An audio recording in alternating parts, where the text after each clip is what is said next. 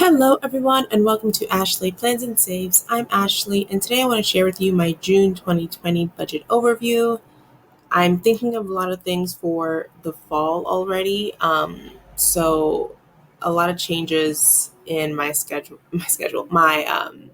budget based on that. So, starting with income, still pretty straightforward. I'm expecting 1465 from both paychecks this month from my regular teaching job, and the difference in um, the paycheck amount is just because how I'm changing my transit benefit.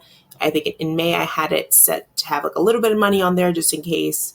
I don't know, we sort of went back randomly, but for June I completely put it at zero. Just because obviously at this point, yeah. So I should be getting about 1465 for both paychecks, and for the whole month that should be 2930.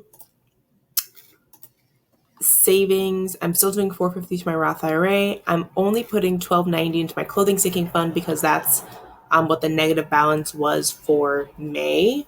I'm not putting anything into my family and gift sinking fund, and then I'm putting 410 into my travel sinking fund because very sporadically my roommate and I decided to book a trip to Cancun for our birthdays. Our birthdays are in the same week in July. And I've never been out of the country before, and she's never been to Mexico. So we saw some great deals. So we decided, you know what, if the world starts, opening up around the middle of July, then we'll be prepared to go out and have some fun. And if, by, the very beginning of July, like the first week, it seems like clearly we don't want to be going anywhere.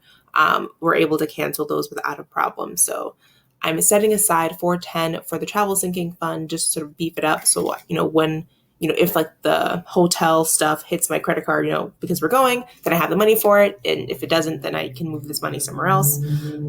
So that means nothing is going to the large purchase savings fund, no additional. And then I have 400 here in the fund money sinking fund, but I am considering whether or not I'll be at my current job in the fall or whether or not I'll take a different job. Um, Basically a job that will use my literacy certification because currently I'm the school librarian, which does not use a literacy certification.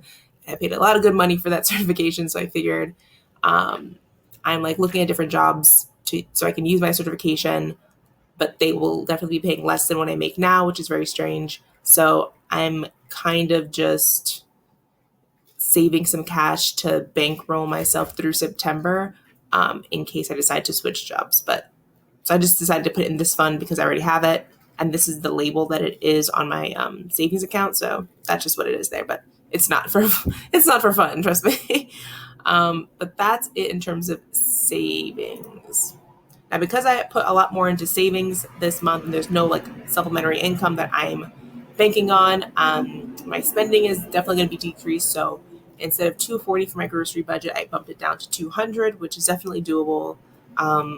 A lot of the bulk of my groceries either are snacks or the money ends up getting moved around to other categories. So that's not an issue really.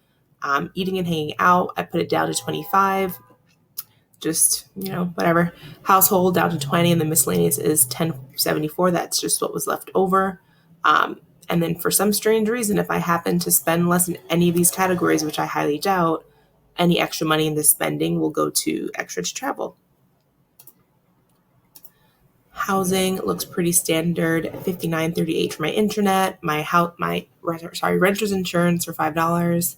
For lemonade, my electricity, I'm estimating about 35. That's been doing me well so far. And then rent, of course, is at 11.50. Now for subscriptions, I added this new title, subscription/health, because I'm not sure for New York City if gyms are opening up, but I had a kickboxing membership, that I paid for at the end of December for a couple of months.